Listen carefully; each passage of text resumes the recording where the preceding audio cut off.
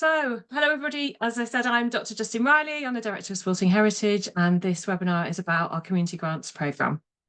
What we're going to be talking about today is what the Community Grants Programme is, what we're trying to achieve through the programme, who can apply for funding, what the community grants can be used for, how you apply, and then any questions that you have that we can help with. So the community grants are funded by the Heritage Fund with the generous support of the players of the National Lottery, and we are so grateful that they have been able to support us in this programme.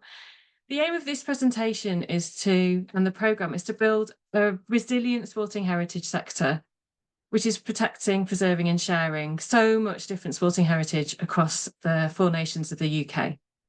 The funding that we have at the moment covers 2 years and is allowing us to deliver 3 different elements of funding. 2 of those have already happened, and the third one is this spring 2025 round. I'm going to drop into the chat now the grant guidance notes so that you can go and see exactly what it is we're looking at. We'll talk about most of it in here, but you'll be able to go and refer to it. And also it has a link to how you apply.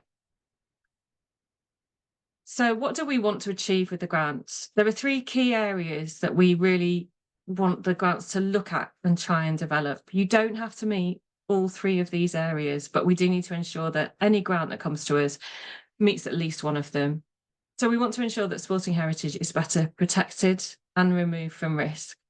More and different people can access sporting heritage and tell their stories, and that organisations that are working with sporting heritage are more resilient. And who can apply for funding? So grassroots sports organisations, so sports clubs, governing bodies, community and heritage organisations, it may be museums or archives, it may be a local history group, larger organisations who have a focus on engaging community organisations or co-curation, that could be a bigger museum, it could be a sports governing body who really wants to start thinking about where does sporting heritage fit within their work or develop new or different ideas. Constituted organisations can apply for funding. So, for example, a formally constituted organisation such as a CIC or a charity or a society or a group. And you can also apply for funding if what you need to do is start moving your organisation to that. You've had an idea, you want to start thinking about what that could look like. You know you're going to need to have a constitution to be able to access further funding. And this is the first step to do that. We can't fund individuals. So what can you apply for? What kind of things can you do? If you go and look at our website, again, in that section, you will find other examples of things that we've funded. So you can have an idea about, okay, we can see what kind of programs we can deliver. But actually, it's really varied. There's lots of different kinds of programs that we support, lots of different sports, lots of different activities, and lots of different organisations. We're always looking for those projects to be rooted in their communities and focusing on sporting heritage. We cannot fund projects that specifically ask for sporting activity. We can direct you to relevant additional funders who may be able to help there, but we can't fund sporting activity. We can only fund activity that is specifically linked to sporting heritage. There may be elements within your sporting heritage programme that need to bring that sport alive. So you may need to do things that show how that sport works. That's fine, as long as the focus is the heritage and where the sport has developed, how it's developed, and the community that you're working with. So the sporting heritage involved can be tangible heritage, so it could be spaces, objects, stadium, film, photographs, any kind of tangible heritage is absolutely relevant. It could be intangible heritage. You might want to develop a project that's looking at oral history, the songs, the folklore of sport. Again, absolutely relevant. And it could be a combination of the 2. And community can mean a geographical community space, or it could mean a community of people. We're really flexible and waiting for you to tell us what that community is. But yes, I can't emphasize enough that there must be a focus on sporting heritage. We sometimes have applications that come in, people have spent a lot of time on, but they are just looking at the sport. We really, really have to make sure that there is a focus on the heritage of sport. And we also encourage projects to think about how they might link to National Sporting Heritage Day or our themed months. And in this programme, we actually have a specific criteria looking at that. So we're looking for projects that will make a real difference. Now, that difference could be totally different things depending on what you're trying to do. They might be quite smaller, low-level differences in terms of just setting up what you're trying to do and thinking about how you're trying to do it. It could be working with a whole new different audience or community and just testing out a new idea. It could be sharing the information about a project that you've already developed, so creating exhibitions or sharing that with the community. It could be presenting your sporting heritage in a different way that you haven't done before. As long as it fits with all of those different criteria in terms of what we're trying to achieve, we're really interested to get different applications that come in and show how you'll be able to make a difference. And we're really keen to think about that difference being a long-term one. Sometimes our funding can be the start of activity, and then we deliver programs that can help you see where else could I get additional funding after this to grow my project. Again, what you can apply for, in addition to the criteria above, we're particularly looking for a focus on supporting communities who we recognise are underrepresented in sporting heritage. So, for example, young people, women, LGBT+, disabled, Black, Asian and ethnic minority people, and neurodivergent people. That does not exclude you from applying for the funding if what you're needing to do is really just kind of start thinking about setting up a programme. Please do still consider applying. We just have some very specific criteria that we're really trying to ensure that we're broadening the focus of what Sporting Heritage is doing. And we're also looking for a commitment to deliver activity for National Sporting Heritage Day. This programme of funding runs over the 30th of September, so we're looking for organisations to tell us how they will use their project to celebrate and share what they're doing. So you don't need to be doing anything different or new specifically for National Sporting Heritage Day. It's how you're going to use that day to share your project and what you're managing to do with your community grant. So what can you apply for in terms of the specifics? So all projects should start no sooner than the 1st of August 2025, and they need to be completed by the 31st of January 2026. You can apply for so many different things, and this isn't an exhausted list, but it could be staffing, or it could be freelance support, it could be IT or software, equipment. For example, if you're doing an oral history project, you may need to have some specific equipment to be able to do that. You may need some IT support, marketing and publicity. It might be that you've got some activity that needs a room hire, access costs and travel, anything that you think is going to support your project to be able to be delivered successfully. And what we're looking for in the application is for you to say, this is why we need that funding in this specific area. So applicants can apply for a maximum of £1,500 to support their project. You can apply up to the maximum amount. You can only submit one application. We expect that there will be more applications than the funding we have to allocate. We had a significant amount more in the last round than we were able to allocate again.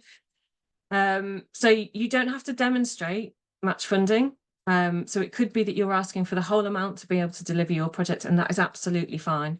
And we won't assess you on your ability to be able to demonstrate match funding. We ask, though, if you do have much funding, that you let us know so that we can see where our project would fit with a wider programme of work. But it's really important that, yeah, it's not part of the criteria that we assess on.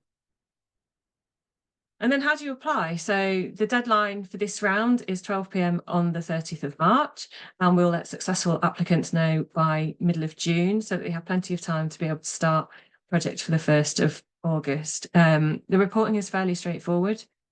So the application form can be found there. Now, I know you can't access the link from the PowerPoint, which is why I've put it in the chat. So if you go to the link in the chat, it will take you to the guidance document, and within there, it's got a click through into SurveyMonkey.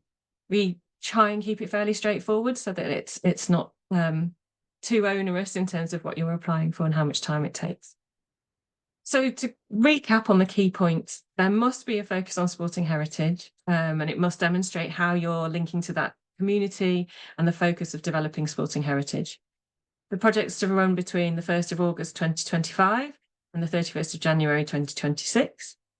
The funding is up to £1,500, and the deadline is 12 p.m. on the 30th of March 2025. So I'm going to stop sharing my screen for a second. and have a look and see if there's anything in the chat. No, so there's no questions in the chat at the moment, but if you want to put something in there, do it now and I will wait for a second. Also, if you want to ask the question, please just put your hand up if you know how to do that on the menu board, and I can do that. Oh, okay, you have it. Yeah, saying individuals cannot apply. Yes. Yes, you can do it through a sports club. Yep, that's absolutely fine. Sports clubs, governing bodies, we can support as long as the focus is sporting heritage. That's fine. No, if so the next question is, if we apply for this grant, does it affect our ability to apply to Heritage Fund? No, it doesn't. So the funding is coming from Sporting Heritage through the Heritage Fund, but you can also then apply for Heritage Fund activity at the same time. It won't stop you doing that. Yeah, absolutely fine. Can funding go towards a digital project? Yes, it can, as long as you're demonstrating again where that link is towards community and where you're absolutely focusing on sporting heritage. In terms of those aims and objectives, it's absolutely fine if that's a digital project, and we have funded digital projects in the past. Any other questions? I'm gonna wait for a second. Okay. So if there's any questions that you have at any point, please do feel free to send us an email. I'm going to drop it into our chat very quickly. It's on the guidance notes, but also I'm going to put it in here. So if at any point you think, oh, I just really need to check and ask somebody that this is okay, please do that. Oh, can you describe what makes a successful project? I'm going to ask you a quick question on that, Emma. Do you mean a successful project in terms of the application or in terms of the delivery? Oh, delivery. Okay, so I would say it's really clearly understanding at the start who the community you're working with is, what outcomes you're trying to achieve, not being too, it's not a huge amount of money, so not being too ambitious, being really clear that you might only be able to do a small amount of activity, but that's okay. And then having a long-term objective. So thinking about where will this project lead you going forward? I think some of the projects that we funded that are probably the most successful, it's difficult because it's a difficult thing to say, because sometimes a project could be successful in that there's lots of learning, but it's not worked as well as people thought. That's fine. But I think when they've thought, so what's this going to lead to next? How are we going to be able to develop it?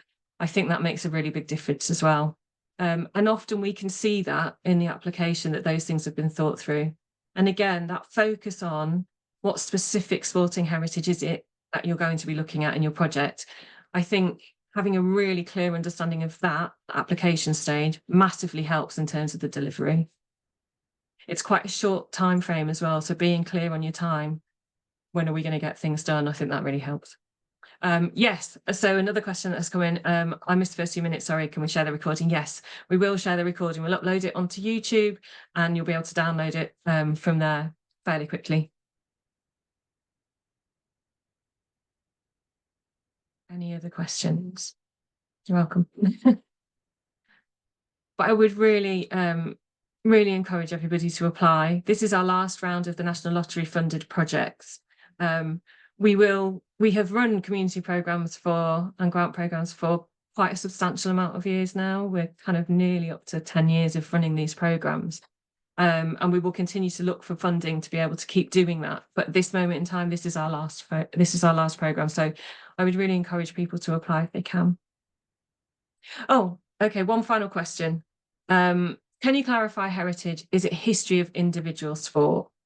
So history and heritage is always a really difficult kind of ethereal academic discussion that happens all the time. What's the difference between the two? And I guess we're looking at the heritage, so tangible and intangible stuff, popular culture, material culture, the things that talk about the history of that sport. So it might be all those different objects, it might be people's stories, it might be photographs and films. So rather than it being kind of just the written word of the sport, it's how does that sport come to life through all the things that people have collected and shared and celebrated about that sport. And it can be an individual sport, but some people use their project to look at a wider sporting heritage. So it might be that, for example, if you're applying as a sports club, you might be looking at a specific sport. But if you're a geographical area, and you're looking at the sporting heritage of your town, you're looking maybe at lots of different sports. And coming back to that kind of question about, can you describe what makes it successful? If that's what you're doing, sometimes it can be really helpful to say, but we're only going to look at these specific sports because it's too much to look at the 25 that cover this local area. So we're going to focus on these, but it's kind of a pilot to think about how we could do that going forward. Okay, another one. So this question is, has there been a presentation of your organisation, the grant programme?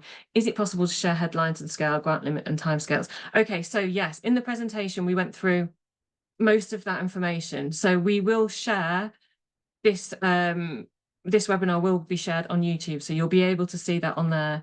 If you look further up in the chat, I don't know if you can go back and look in chat before you came in. So I'm going to just share this again.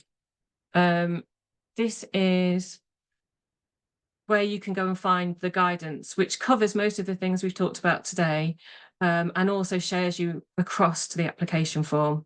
So you'll be able to go and look at that. You'll also then be able to go and watch this again on YouTube, so that it gives you that kind of, sometimes it's nicer just not to have to read it and be able to see somebody talk about it, brings it to life and makes it make a bit more sense. I think I find it easier this way. So yeah, yes, you can get all of that information. And within that section on the website is where it talks about other projects as well, the funding that we've delivered before. So it can give you a bit of inspiration or a bit of an idea about these are the funded projects. But finally, I suppose to kind of say, don't feel like, oh, there haven't been any projects like this before, or I'm not sure, so I'm not going to apply. Please do consider that anything that you're doing is probably relevant. We're really keen to support all different and new ways of working, and have those discussions. And with any unsuccessful applicants, we always offer a short discussion like this, so that we can learn more about those organisations, what they're trying to achieve, and how we may be able to help them going forward. So even if you're not successful, it's not the end of the kind of story and discussion with us. We will then always try and support and help going forward. We have a finite amount of money. We're quite a small team, so we try and use it really sensibly. But yeah, so even if you're not sure, and then even if you're not successful, there's always opportunities of how we can support going forward. And particularly if you're at the start and thinking, I'm not quite sure, yeah, do always consider that. Yeah. Okay, yes, the human touch. I think, yeah, sometimes that's so much easier, so much more sensible to take everything in. Okay. Thank you, everybody. I look forward to your applications. If there's anything at all, please do get in touch. And yeah, I will see you all soon. Thank you.